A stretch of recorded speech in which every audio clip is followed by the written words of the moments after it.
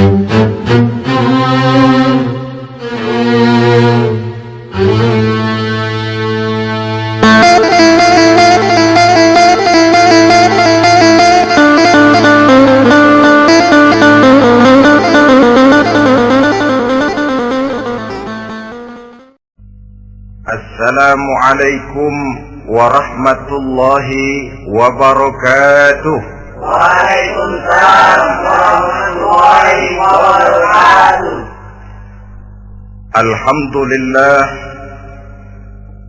wassalatu wassalamu ala sayyidina Rasulillah sayyidina wa maulana Muhammad ibn Abdullah wa ala alihi wa sahbihi wa mawalah. La haula wa la quwwata illa billah, amma ba'd. Bapak-bapak, ibu-ibu, saudara-saudara kaum muslimin rahimakumullah.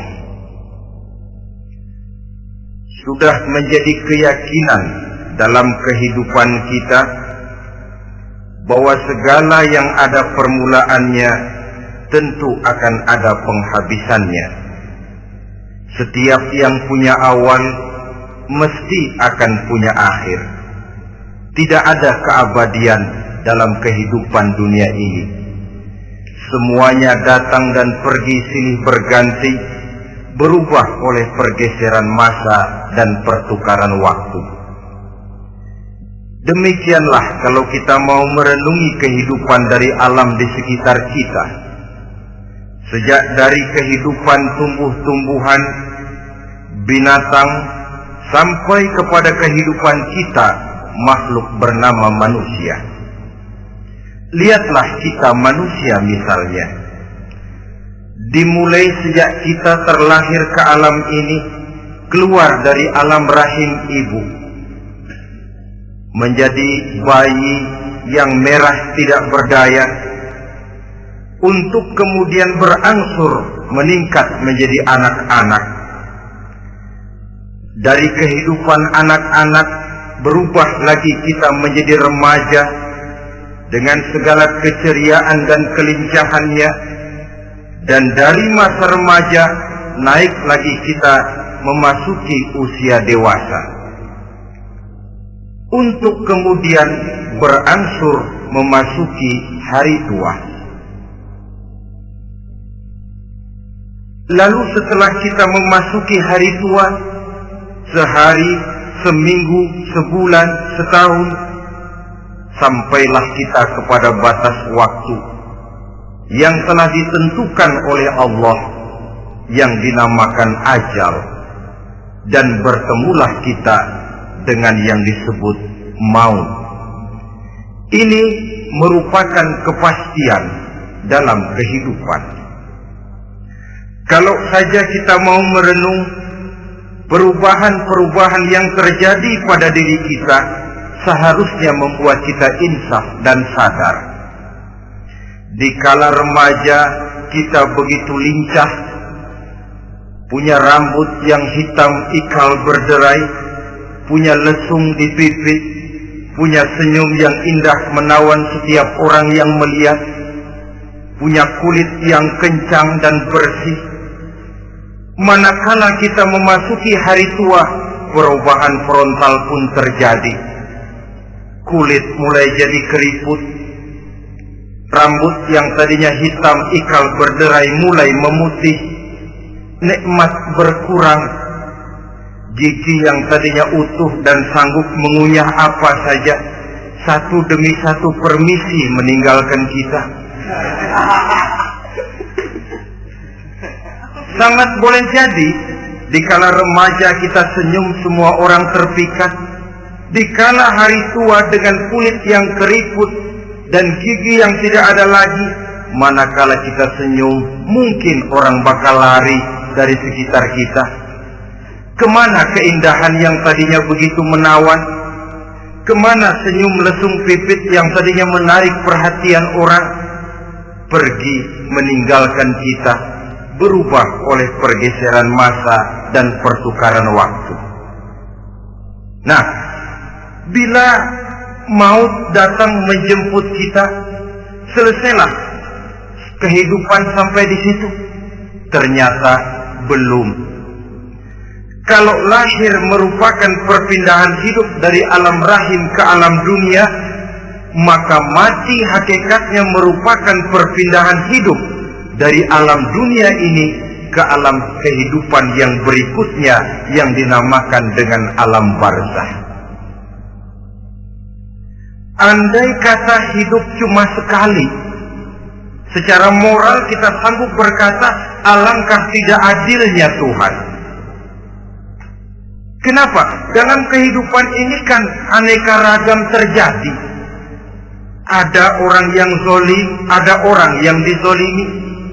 Ada orang yang membunuh, ada orang yang terbunuh. Ada orang yang kaya, ada orang yang miskin. Ada orang yang jujur, ada orang yang menghalalkan segala cara. Sehingga banyak ketidakadilan yang terlepas daripada pengadilan dunia. Lalu orang pun bilang, di dunia ini katanya banyak pengadilan tapi sulit keadilan. Di dunia ini mudah mencari pengadilan tapi sulit untuk mencari ketidakadilan. Andai kata hidup cuma sekali, tidak akan ada hidup sesudah hidup yang sekarang ini. Bagaimanakah nasib mereka yang lepas dari pengadilan dunia ini? Alangkah tidak adilnya Allah, andai kata tidak ada kehidupan sesudah hidup yang sekarang. Tentulah akan terjadi di mana orang menghalalkan segala macam cara untuk mencapai tujuan. Yang penting kan saya kaya, yang penting kan saya punya jabatan dan kedudukan tinggi. Kalau perlu jilat atas, kalau perlu sikut kiri kanan, kalau perlu injak bawah, injak yang bawah. Ini prinsip daripada orang-orang komunis. Dan pantas karena mereka tidak percaya kepada kiamat. Pantas karena mereka tidak percaya akan adanya kehidupan sesudah hidup yang sekarang ini. Maka saya menghimbau kepada seluruhnya, kita sudah kadang menyepakati negara ini berdasarkan Pancasila. Kita sudah kadang konsensus bahwa PKI dengan seluruh ajarannya tidak punya hak hidup di bumi Pancasila yang kita cintai ini. Maka salah satu ajaran PKI tujuan menghalalkan cara. Kita orang Indonesia yang berbudi pekerti luhur, yang punya nilai budaya tinggi, janganlah sampai mencaci PKI, membubarkan PKI, mengutuhkan PKI, tapi dalam kehidupan sehari-hari prakteknya prinsip komunis kita pakai. Apa itu? Tujuan menghalalkan cara. Asal sudah tujuan tercapai, cara apapun saja halal. Itu pandangan hidup orang yang tidak percaya kepada adanya hari akhirat. Sebagai muslim yang yakin akhirat ada, kiamat pasti akan datang. Hidup tidak cuma sekali. Maka kalau kita zalim, kalau kita berbuat aniaya, kalau kita melakukan korupsi, kalau kita merugikan orang lain, boleh jadi kita terlepas daripada pengadilan dunia. Tapi ingatlah, kita tidak akan pernah lepas dari pengadilan Allah. Pengadilan Qadhi Rabbul Jalil, di mana kita akan diadili dengan seadil-adilnya. Dan tidak satu perbuatan yang bersifat salah, yang bagaimanapun kecilnya, yang akan lepas dari pengadilan di akhirat itu nanti. Pantas saja kalau satu hari malaikat Jibril datang menasihati Rasulullah Sallallahu Alaihi Wasallam, yang artinya juga menasihati kita semua. Apa kata malaikat Jibril kepada baginda Nabi? Ya Muhammad, isma syi'ta wa innaka mayyitun. Hai Muhammad, hiduplah semau kamu, tapi jangan lupa kamu pasti akan mati. Kalau memang dilarang tidak terlarang, dicegah tidak tercegah, kamu mau melaksanakan hidup menurut maumu sendiri, persilahkan, hiduplah menurut mau dan gayamu. Tapi jangan lupa, fa innaka mayyitun, satu saat kau pasti bakal mati. Dan mati itu bukan akhir dari segalanya. Dia babak baru bagi kehidupan selanjutnya. Silakan hidup menurut maumu, tapi jangan lupa kau pasti akan mati. Wa'man ma syi'ta fa innaka majziyun bih. Kerjakan apa saja yang kamu mau. Kalau kau mau menghalalkan segala macam cara, persilahkan halalkan segala macam cara. Tapi jangan lupa kau akan mendapat balasan dari seluruh amal perbuatanmu. Wa ahbib ma syi'ta fa innaka mufariquhu. Dan cintailah apa saja yang mau kau cintai. Kau cintai anak istrimu, silahkan. Kau cintai harta bendamu, tafadhal. Kau cintai tanah airmu, kau cintai pangkat dan jabatanmu, persilahkan. Tapi jangan lupa, fa innaka mufariquhu. Kau pasti akan berpisah dan akan meninggalkan segala yang kau cintai itu. Apa artinya ini buat kita? Ternyata sesudah maut datang menjemput kita, ada kehidupan sesudah hidup yang sekarang ini. Ini yang mendorong kita untuk dalam kehidupan di dunia ini tidak melakukan prinsip saenake dhewe, semaunya sendiri saja, asal perut kenyang, asal pangkat tinggi, asal harta dapat. Masa bodoh dengan merugikan orang lain, masa bodoh dengan menipu orang lain. Iku jenenge saenake dhewe. Muslim tidak diajarkan. Ingat manusia, setelah kau mati, setelah kiamat datang, kau akan dibangkitkan, kau akan dimintakan pertanggungan jawab tentang kehidupan yang sekarang ini. Saudara hadirin, oleh sebab itu kalau kita bicara soal kiamat, soal akhirat, ini memang masalah yang gaib, yang sepenuhnya tidak bisa dicernakan dengan kemampuan penalaran intelektual. Dasar di dalam membicarakan ini tidak lain adalah iman kita kepada Allah Subhanahu wa ta'ala. Bukan cuma zaman sekarang, dari zamannya Nabi. Orang itu kalau sudah bicara kiamat, bicara akhirat, ada yang ragu-ragu, ada yang menolak sama sekali. Bukan dari zaman sekarang, dari zaman dulu. Pernah kok satu saat Rasulullah itu dakwah menceritakan, saudara-saudara, akan terjadi kiamat di mana Allah akan membangkitkan manusia dari kuburnya untuk memintakan pertanggungan jawab. Ini dalam dakwahnya Nabi pidato macam itu. Apa reaksi orang? Yang beriman ya mantap, tapi yang tidak beriman, bajingan-bajingan Quraisy ini, mereka bertepuk tangan, mengejek, mencaci.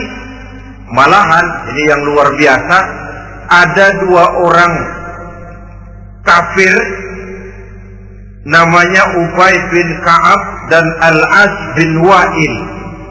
Mendengar pidato macam ini, mereka buru-buru pulang ke rumah. Ngapain? Ngambil pacul. Lalu berangkat nyari kuburan tua. Dia gali itu kuburan. Tulang-tulangnya diangkut, dibawa ke depan Nabi. Ya Muhammad, tulang-tulang yang udah hancur begini, siapa yang bisa ngidupin lagi? Yang macam-macam aja kamu Muhammad. Enggak rasional, enggak masuk akal. Allah menjawab. Apa kata Allah? وَضَرَبَ لَنَا مَثَلًا وَنَسِيَ خَلْقَهُ قَالَ مَنْ يُحْيِي الْعِظَامَ وَهِيَ رَمِيمٌ Qul yuhyiha alladhi ansha'aha awwala marrah wa huwa bikulli khalqin alim. Mereka memberikan perumpamaan kepada kami, kata Allah. Mereka melupakan asal kejadiannya. Mereka bertanya, siapa yang sanggup menghidupkan tulang belulang yang sudah hancur kayak begini? Qul yuhyiha alladhi ansha'aha awwala marrah.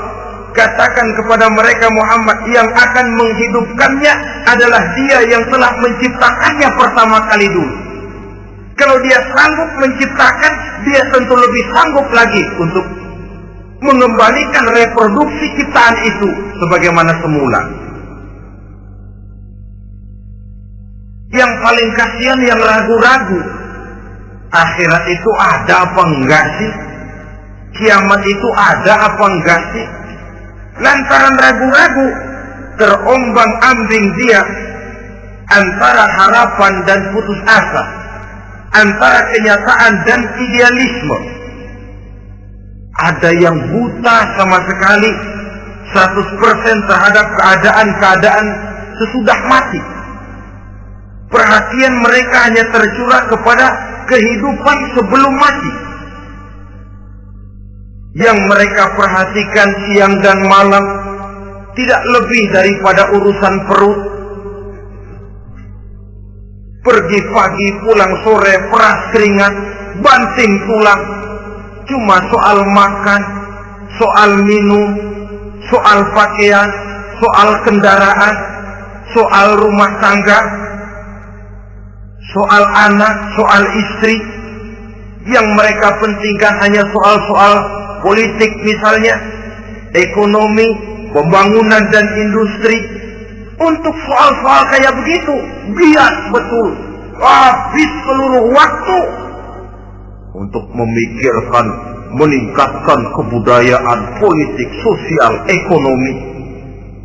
Kadang-kadang kurang tidur, kurang istirahat, berkeliaran ke sana kemari ke tempat yang jauh-jauh.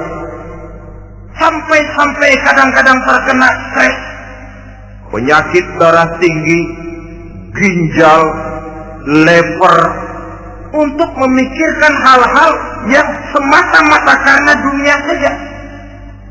Lantas boleh jadi mereka mendapatkan kekayaan yang berlimpah ruah, mendapatkan kedudukan yang tinggi, nama yang semerbak, dikenal orang di barat dan di timur, di utara dan di selatan. Tetapi alangkah kecewanya mereka jikalau datang ajal menjemput nyawa, mati mereka, meninggalkan harta yang banyak, nama yang masyhur. Mereka disebut dengan jasa-jasanya. Radio memberitakan, TV menyiarkan, koran-koran memuat. Bahkan nama mereka kadang-kadang dikenang 2-3 tahun setelah wafatnya. Tetapi dalam pada itu, roh mereka merintih, mengeluh, menderita, karena dilemparkan oleh Allah ke tempat-tempat yang kotor. Penyesalan yang sudah tidak akan ada gunanya lagi.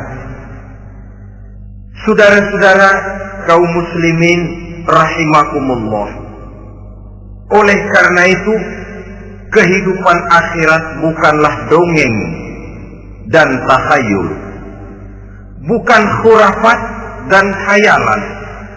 Kehidupan akhirat, hari kiamat adalah kebenaran dan kepastian. Dalam surah Al-Hajj ayat ke-7, Allah Subhanahu wa taala menyatakan, wa anna as-sa'ata atiyatun la raiba fiha wa anna Allah yab'atsu man fil qubur. Dan bahwasanya kiamat itu sesungguhnya adalah sesuatu yang pasti dan tidak ada keraguan-raguan lagi di dalamnya. Dan bahwasanya Allah sungguh-sungguh akan membangkitkan manusia dari kuburnya masing-masing.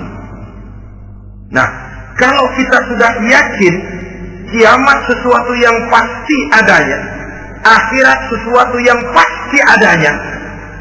Dari mana pembicaraan tentang kiamat ini kita mulai? Tentu dari diri kita.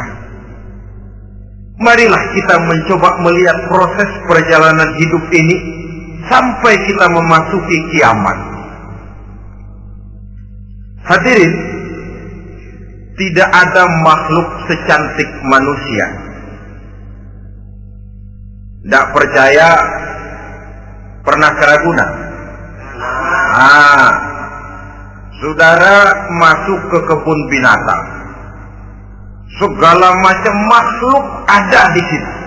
Ratusan macam jenis binatang. Bandingkan dengan saudara, kira-kira cakep mana?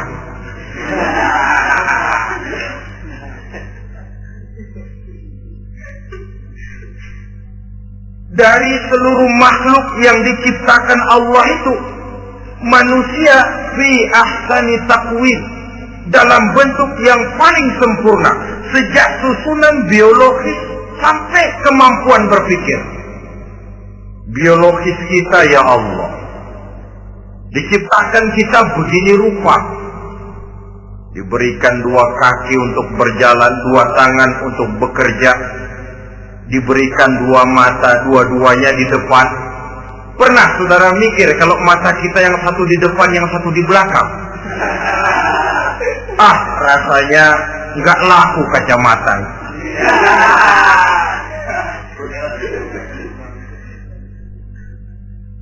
Diberikan hidung dengan 2 lubang. Tahu betul Allah ke bawah lagi lubangnya.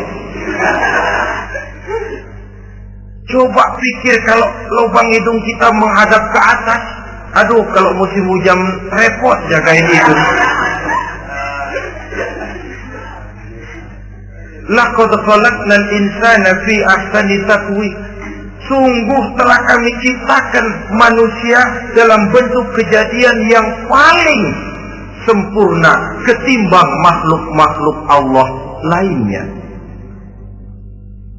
Nah, kesempurnaan manusia ini oleh karena hidupnya terdiri dari 2 unsur pokok. Pertama unsur jasmani dan kedua unsur rohani. Jasad dan roh.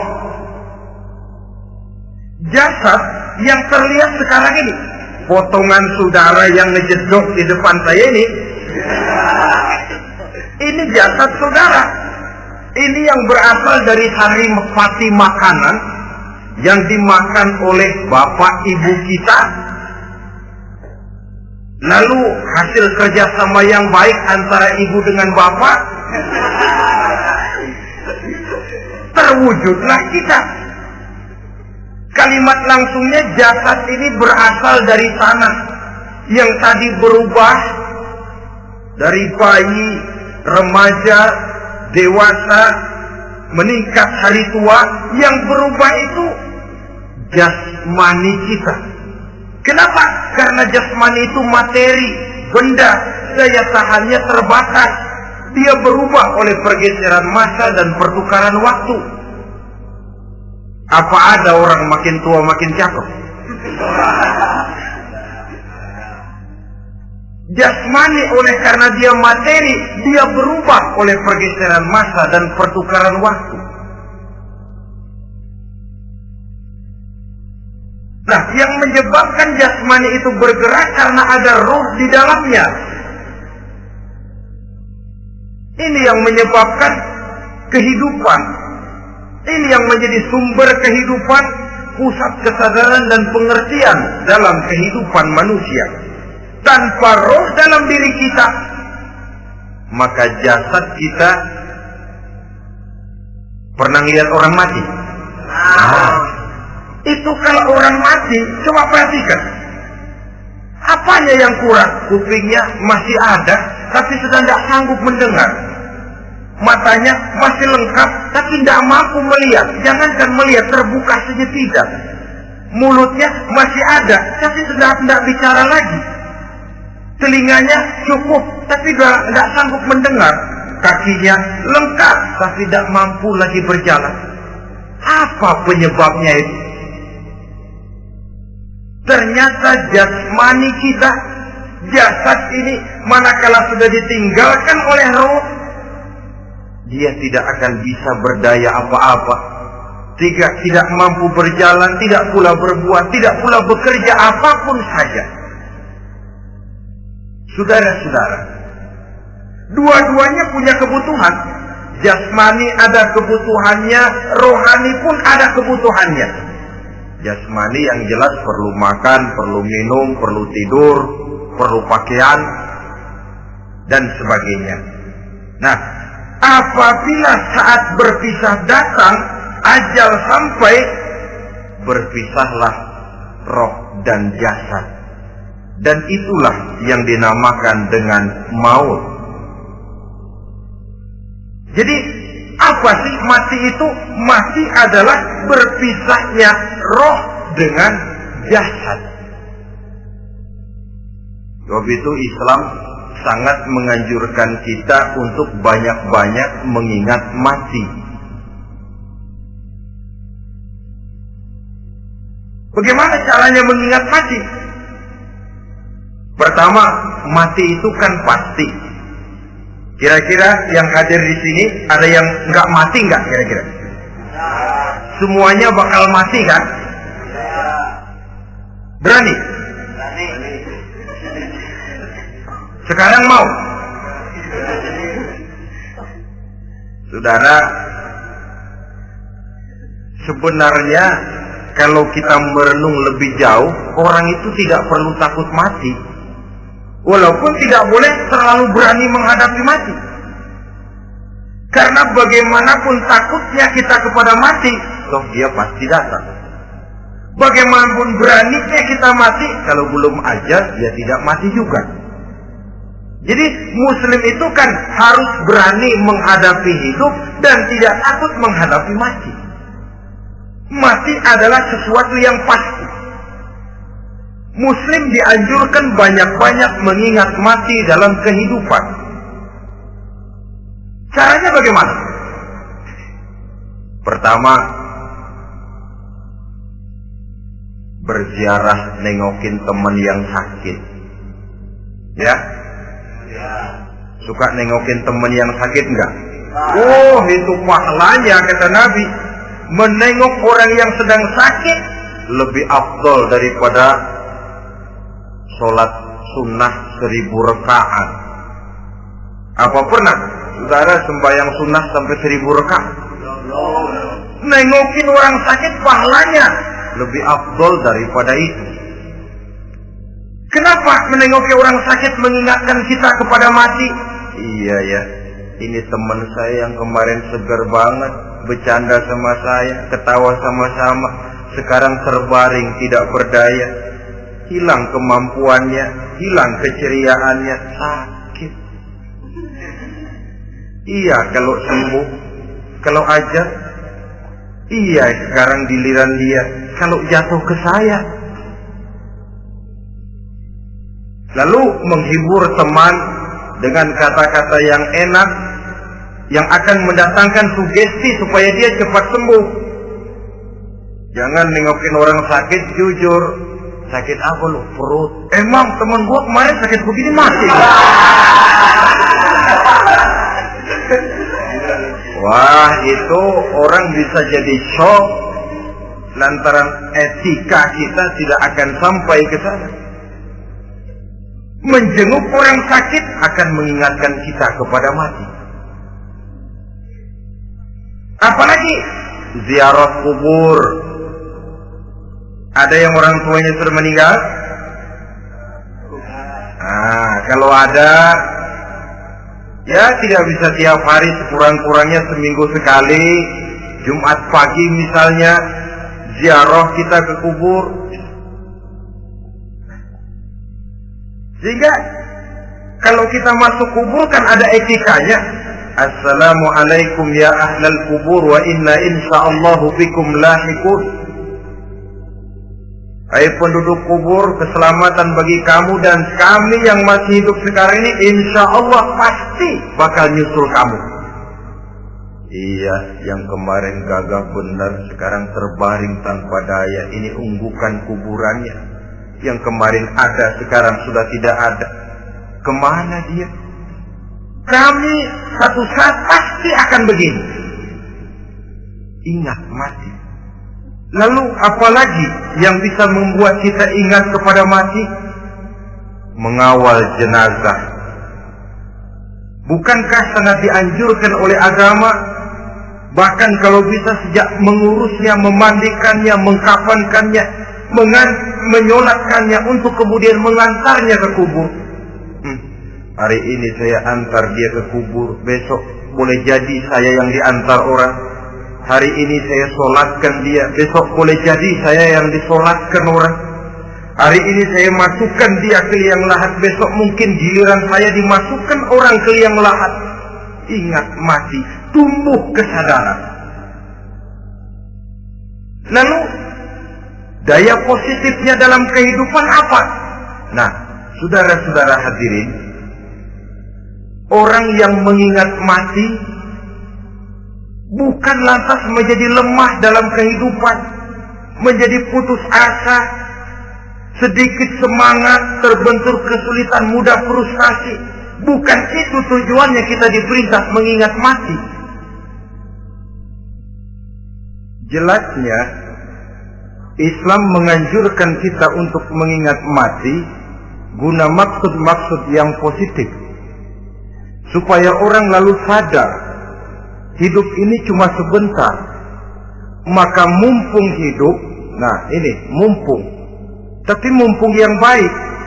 Mumpung hidup, maka hidup yang singkat ini harus saya pergunakan dengan sebaik-baiknya, melakukan kebajikan yang sebanyak-banyaknya, menjauhkan rasa malas, menunggu keajaiban yang datang dari langit, berleha-leha, bermain-main, sementara maut kalau dia datang tidak pernah main-main. Pantas kalau seorang penyair bernama Syauqi memesankan, tazawwad bitaqwa fa innaka la tadri idza hanna al-lailu hal ta'ishu ila al-fajr, kam min sahihin mata min ghairi illatin wa kam min 'alilin 'asha hinan min ad-dahri. Persiapkan dirimu dengan takwa, sebab kamu tidak tahu apabila malam datang kamu masih bisa hidup apa enggak besok pagi. Apa ada jaminan saudara yang kumpul di depan saya malam ini besok masih bisa hidup? Tidak. Ada jaminan? Tidak ada sama sekali. Kam min sahihin mata min ghairi illatin. Berapa banyak orang sehat mati enggak pakai sakit lagi. Sebabnya kadang-kadang ringan saja.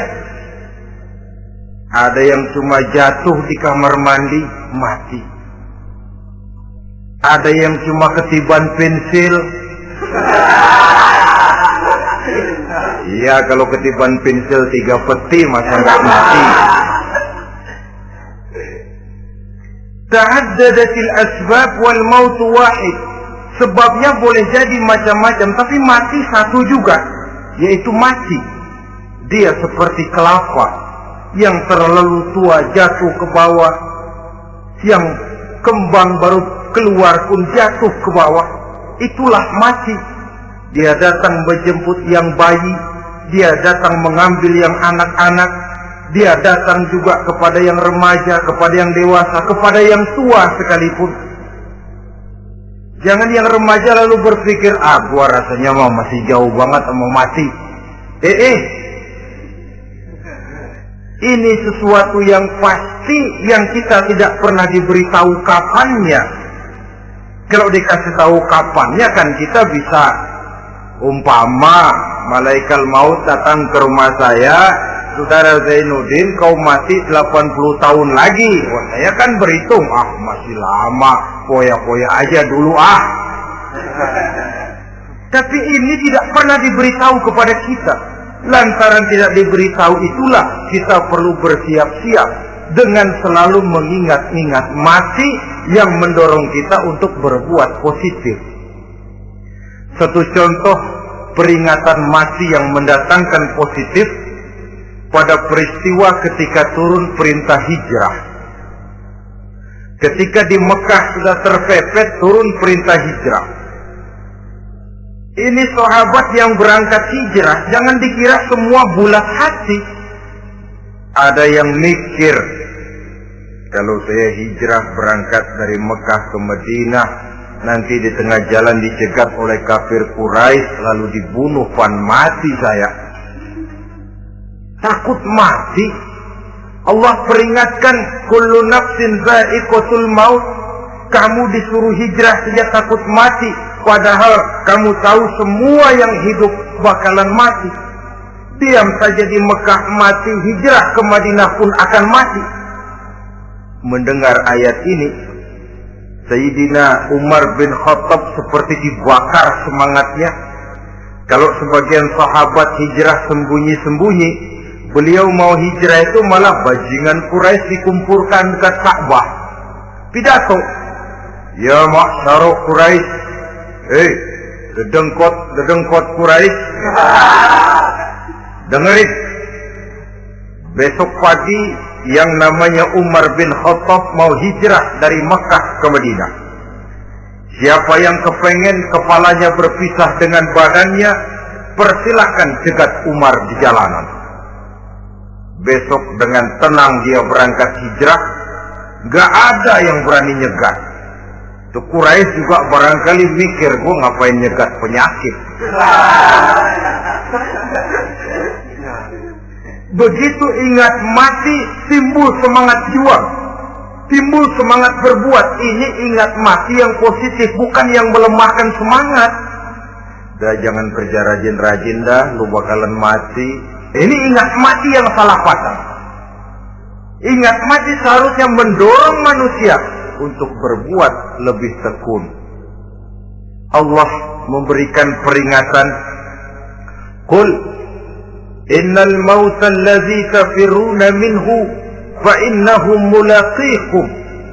Katakan, maut yang kamu akan melarikan diri daripadanya, yang kamu takuti benar dia pasti akan datang menjemput kamu. Saudara-saudara hadirin yang saya hormati, datangnya memang tidak kita harapkan yang namanya maut. Tapi sekali dia datang, tidak ada pintu tempat kita lari. Dia memang tidak pernah kita undang. Tapi sekali dia datang, mengetok pintu, kekuatan apa yang bisa menolak? Dia sebuah tanda seru dalam kehidupan. Apa yang menyebabkan orang takut mati? Pertama barangkali karena dia tidak tahu bagaimana kehidupan sesudah mati. Alam kubur gelap, alam akhirat gelap, sehingga dia bingung. Lantaran bingung lalu jadi takut. Yang kedua boleh jadi oleh bayangan-bayangan dosa yang pernah dia kerjakan di dunia ini. Kerjanya cuma menumpuk dosa. Dia gembira, bahagia, tertawa di atas tumpukan dosanya.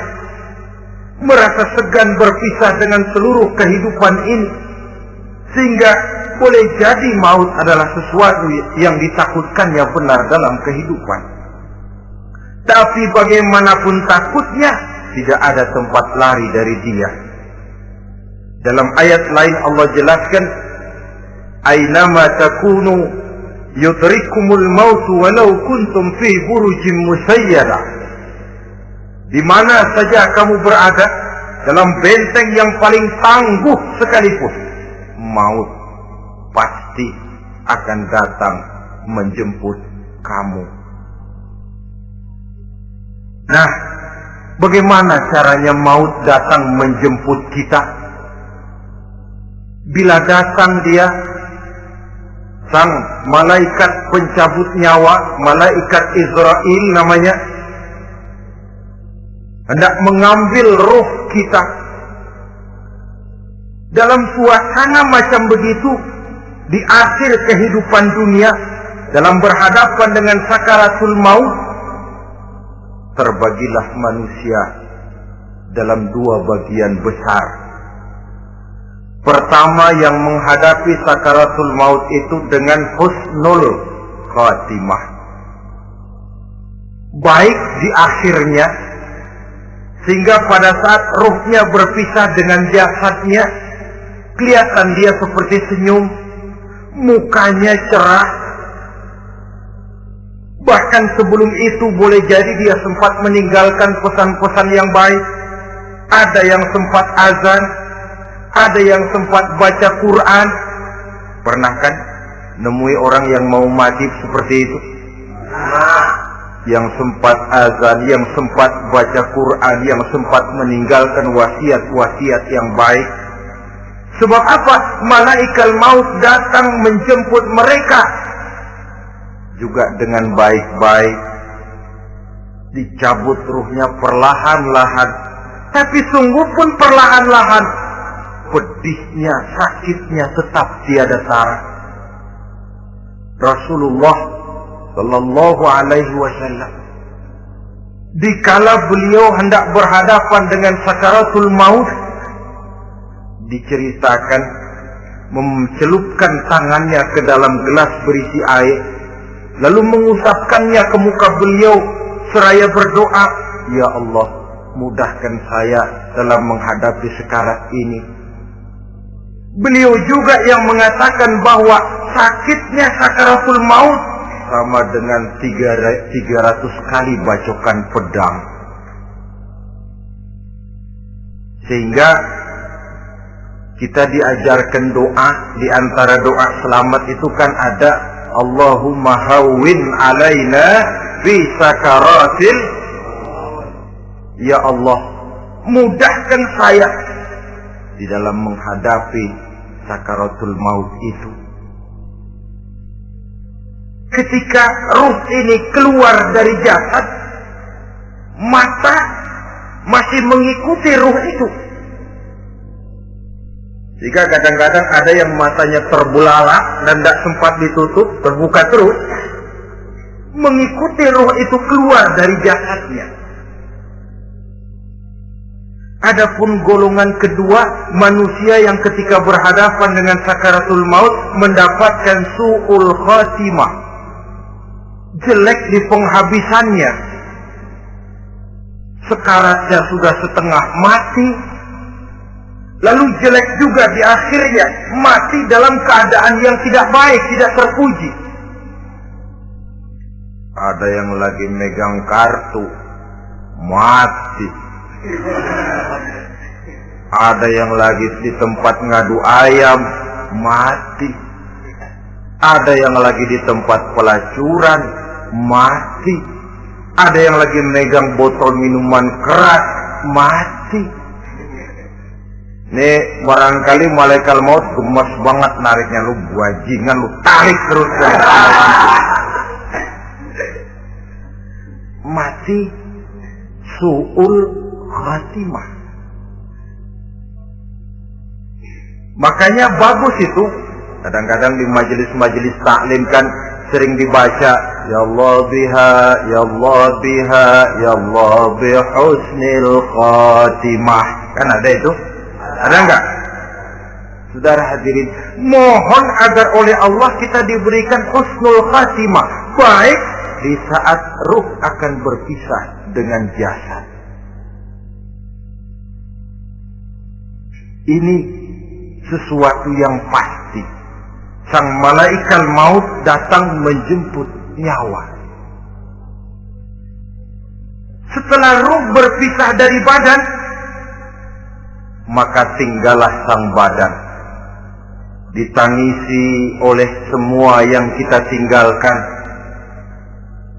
Sehingga kepada putrinya Fatimah, ketika malaikat maut datang hendak menjemput baginda Nabi, beliau berkata kepada anaknya, Fatimah, kamu tahu siapa yang datang?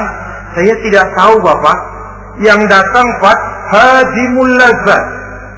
Itu dia yang menghancurkan seluruh kesenangan dunia. Wa qati'u syahwat, yang memisahkan kita dengan seluruh yang kita cintai. Dia malaikat maut, Pak. Manakala jasad sudah ditinggalkan oleh ruh, itulah yang dikerubungi orang. anak menangis, istri menangis, orang tua bersedih, teman-teman merasa kehilangan, menangisi jasad. Diuruslah jasad kita, dimandikan sebagaimana mestinya, dikafankan dengan kain putih 3 lembar. Itu yang hendak kita bawa kembali ke tempat asal kita.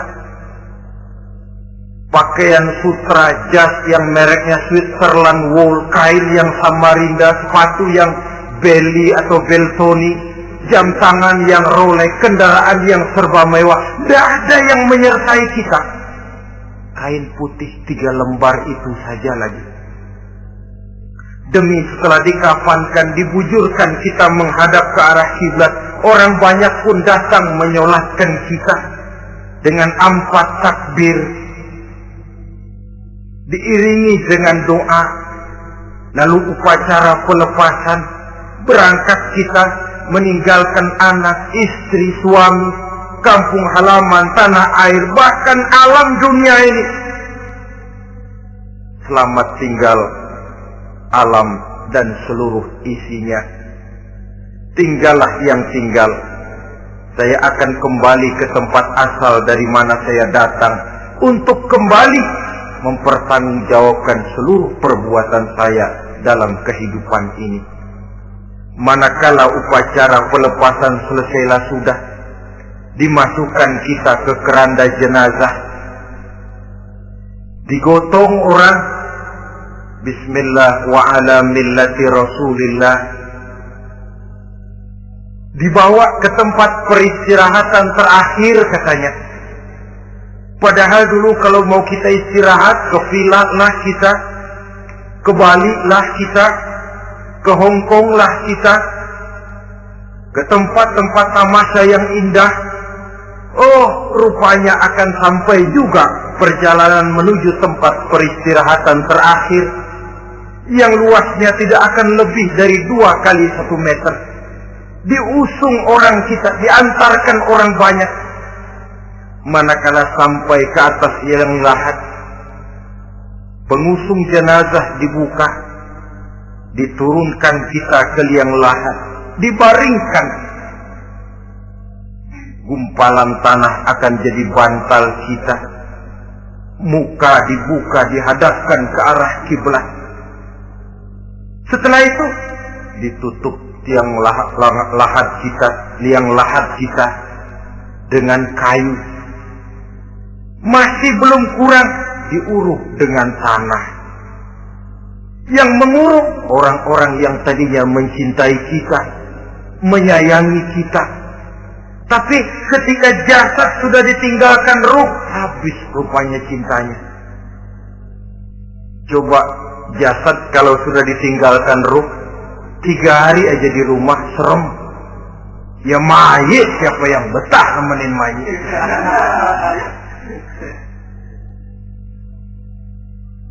Lalu bila upacara pemakaman selesai, maka berusahalah semuanya. Para pengantar akan kembali ke rumahnya masing-masing. Maka masuk kita ke alam kehidupan, yaitu yang disebut alam barzakh atau alam kubur. Apa selesai hidup sampai di situ? Tidak. Hanya beberapa langkah setelah yang mengantar kita pulang, diriwayatkan dalam hadis Bukhari dan Muslim, bila seseorang sudah diletakkan di kuburnya, lalu yang mengantar kembali pulang, maka roh si mayit akan dapat mendengar bunyi terompah orang yang pulang itu. Bunyi terompahnya terdengar. Datang 2 malaikat menanyakan dia dengan pertanyaan-pertanyaan yang kalau bisa dijawab dengan betul. Dua malaikat yang bernama Munkar Nakir akan bilang, jawabanmu betul. Tenanglah kau di sini, naumatal arus. Tidurlah kau di sini seperti tidurnya pengantin. Orang yang baik-baik di alam kuburnya akan mendapat nikmat kubur.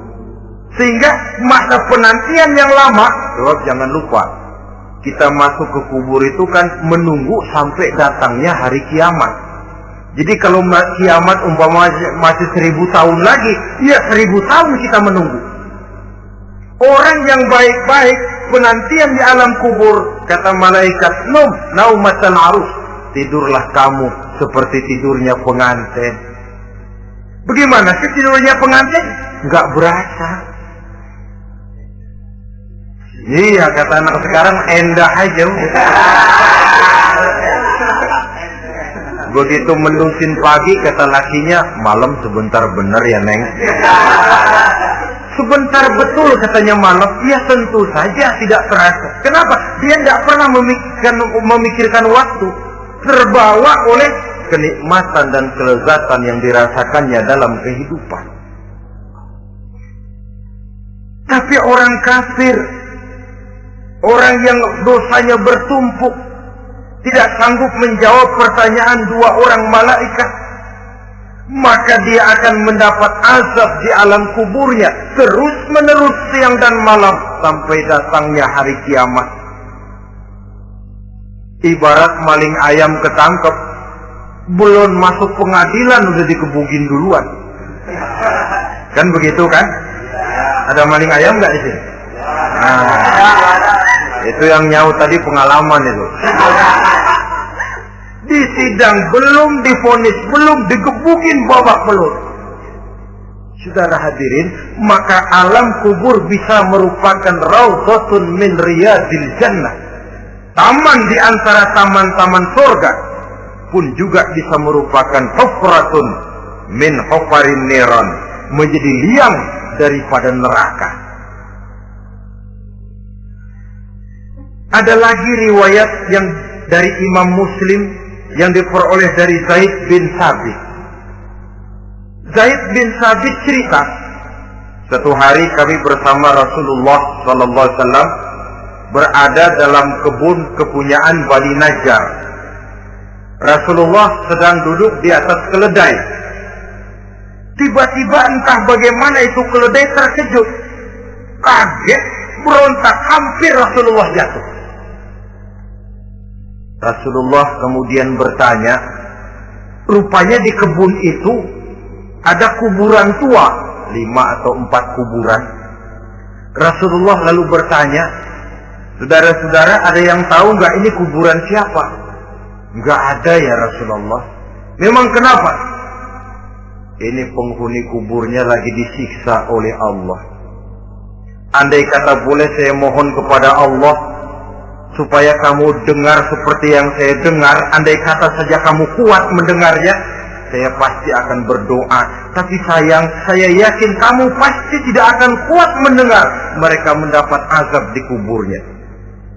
Hadis sahih riwayat Imam Muslim dari Zaid bin Sabit. Kehidupan di alam barzakh. Pak, iya kalau yang matinya dikuburin. Nah kalau yang matinya diceburin ke laut, dibakar, di medan perang hilang gak ketahuan kemana jenazahnya. Saudara, hilang kek, dikubur kek, di dalam lautan, direndam kek, itu kan cuma logika kita. Menurut Allah tidak ada perbedaan orang mati dikubur di dasar lautan, atau dibakar sampai jadi abu, atau gugur di medan perang tidak ketemu jenazahnya. Entah mereka tetap masuk ke alam barzakh namanya. Jasad boleh hancur, tapi roh sebagai sumber kehidupan, pusat kesadaran dan pengertian, dia tetap ada, mengalami kebahagiaan dan kegembiraan, atau mengalami kepedihan dan penderitaan, bergantung kepada amalan yang kita lakukan dalam kehidupan di dunia ini. Maka dalam Yasin tadi kan jelas, qul yuhyiha alladzi ansha'aha awwala marrah, yang menghidupkan mereka yang dikubur di dasar lautan, mereka yang dibakar sampai jadi abu, yang akan menghidupkan ialah Allah yang menciptakan mereka dulu pertama kalinya. Jadi kalau sudah ada aslinya, ya tentu tidak perlu contoh lagi, akan sangat mudah membuatnya. Orang tua kita, keluarga kita yang sudah berpulang, mereka di alam barzah sekarang ini bisa mendapat nikmat kubur, bisa mendapat azab kubur, bergantung amalan mereka dalam kehidupan di dunia ini. Dalam Musnad Imam Ahmad dan Sahih Abi Hatim malah ada tambahan riwayat, orang yang banyak kebajikannya di dunia, amalannya akan datang menemani dia. Sholatnya dekat kepalanya, puasa sebelah kanan, zakat sebelah kiri, menghibur dia. Malahan dikatakan berbentuk orang yang cantik menemani dia di alam kuburnya. Aneh dia tanya, man anta lam ara fid dunya ajmal minka? Siapa kamu? Di dunia ini belum pernah saya melihat orang secantik kamu. Dia jawab, ana amaluka sholeh. Saya adalah amalmu yang soleh yang kau kerjakan waktu di dunia. Saya sekarang diperintahkan untuk menemani kamu di sini. Alhamdulillah. Sedangkan amalnya yang jahat akan datang dalam bentuk yang menyeramkan menemani dia di sana. Bayangin dah, di kuburan ditemenin yang serem-serem. Sama juga di dunia. Di dunia, kalau kita di tempat gelap ditemenin orang cakep, enak nggak? Wah, pengalaman. Tapi coba bayangin, sudah tempatnya gelap, yang nemenin jelek nggak ketulungan, gerah kita. Nah, saudara hadirin yang saya hormati, lalu bagaimana tempat arwah-arwah yang sudah kembali menghadap Allah yang disebut mustaqarrul arwah itu? Macam-macam tingkatannya sesuai dengan profesi dan amalannya waktu di dunia. Ada roh-roh itu yang setelah pisah dengan jasad, artinya mati, ditempatkan di tempat yang disebut a'la iliyin, tempat yang tertinggi. Siapa ini? Arwahnya para nabi dan para rasul. Ini fi a'la iliyin, di tempat yang tertinggi. Arwahnya para nabi, arwahnya para rasul. Dan karena kita bukan nabi, bukan rasul, ya jangan mimpi dapat tempat fi a'la iliyin, kecuali kalau Allah menghendaki. Itu hak prerogatif Allah. Tapi kan tidak adil kalau Allah melakukan itu. Ini kelompok roh-roh yang masuk golongan VIP. Wah, the first class. Para nabi, para rasul. Lalu ada pula roh-roh itu yang setelah pisah dengan jasadnya diumpamakan seperti burung-burung hijau yang berterbangan di perkebun-kebunan surga. Roh siapa mereka ini? Rohnya para syuhada, orang-orang yang mati syahid gugur membela agama. Nah, ini bedanya orang mati syahid dengan pahlawan, ya. Apa bedanya syuhada dengan pahlawan? Kalau syuhada, orang yang gugur membela agama, niatnya karena Allah, mati syahid. Kalau pahlawan, orang yang gugur membela negara, orang yang dianggap berjasa kepada pemerintah. Klimaksnya, kalau orang mati syahid, jelas surga.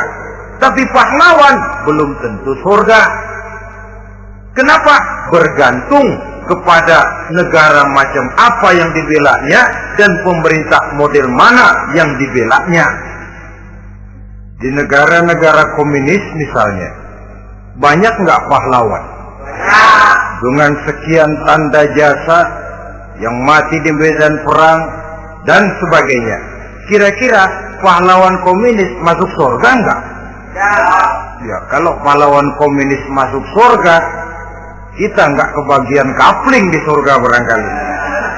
Inilah bedanya pahlawan dengan orang mati syahid. Kemudian ada pula roh itu yang tertahan di pintu surga. Tertahan di pintu surga. Ini seperti tadi, orang yang mati syahid tapi masih ada kaitan di dunia. Rasulullah pernah ditanya orang, ya Rasul, kalau saya maju ke medan perang bela agama, mati syahid, apa saya masuk surga? Ya, masuk surga. Kecuali kata Nabi, kalau masih punya utang. Nah, tertahan di pintu surga. Ada pula roh itu yang tertahan di alam kuburnya. Ini umumnya seperti tadi itu. Ada mempunyai dosa, mempunyai kesalahan, sehingga merasakan azab kubur. Ada juga roh itu yang tertahan di permukaan bumi. Mereka yang dalam hidup selalu menumpuk dosa-dosa yang besar, meninggal sebelum keburu untuk bertaubat. Saudara hadirin yang saya hormati, inilah yang kita khawatirkan. Sebab jikalau pada saat roh sudah datang, jikalau saatnya roh datang berpisah dengan jasad, menemukan sakaratul maut, saat itu taubat sudah tidak akan ada gunanya lagi. Masuk ke alam kubur, mendapat azab kubur sampai datangnya hari kiamat. Berapa lama di alam kubur ini? Menunggulah kita sampai datang saatnya kiamat. Nah, saudara-saudara, apa tanda-tanda hari kiamat? Kapan dia akan datang? Bagaimana hal ihwal manusia pada saat terjadi kiamat? Bagaimana alam ini? Bagaimana perhitungan di padang mahsyar? Insya Allah akan saya ungkapkan pada bagian kedua dari ceramah ini. Insya Allah kita akan lanjutkan pembicaraan ini sampai kepada terminal paling akhir, surga dan neraka. Inilah saja pertemuan kita pada kesempatan kali ini. Terima kasih banyak atas segala perhatian. Mohon maaf atas segala kekurangan. Wabillahi taufiq wal hidayah. Wassalamualaikum warahmatullahi wabarakatuh. Waalaikumsalam warahmatullahi wabarakatuh.